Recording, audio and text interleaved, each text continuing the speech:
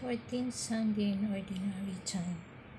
Gospel is taken from the Gospel of St. Luke chapter 10 verses 1 to 12, 17 to 20.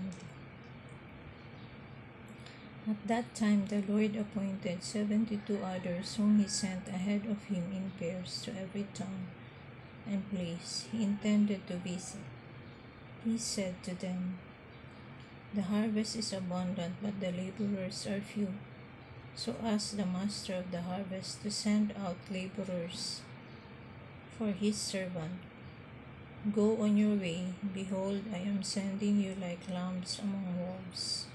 Carry no money bag, no sack, no sandals, and greet no one along the way. Into whatever house you enter, first say peace to this household. If a peaceful person lives here, your peace will rest on him, but if not, it will return to you. Stay in the same house and eat and drink what is offered to you, for the laborer deserves his payment. Do not move about from one house to another. Whatever town you enter and they welcome you, eat what is set before you. Cure the sick in it and say to them, the kingdom of God is at hand for you. Whenever town you enter and they do not receive you, go out into the streets and say, the dust of your town that clings to our feet, even that we shake off against you. Yet know this, the kingdom of God is at hand. I tell you, it will be more tolerable for Sodom on that day than for that town."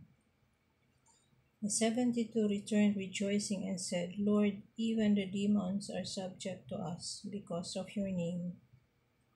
Jesus said, "I have observed Satan fall like lightning from the sky. Behold, I have given you the power to tread upon the serpents and scorpions and upon the full force of the enemy, and nothing will harm you. Nevertheless, do not rejoice because the spirits are subject to you, but rejoice because your names are written in heaven." The Holy Gospel of the Lord. Praise to you, Lord Jesus Christ. Please like and subscribe.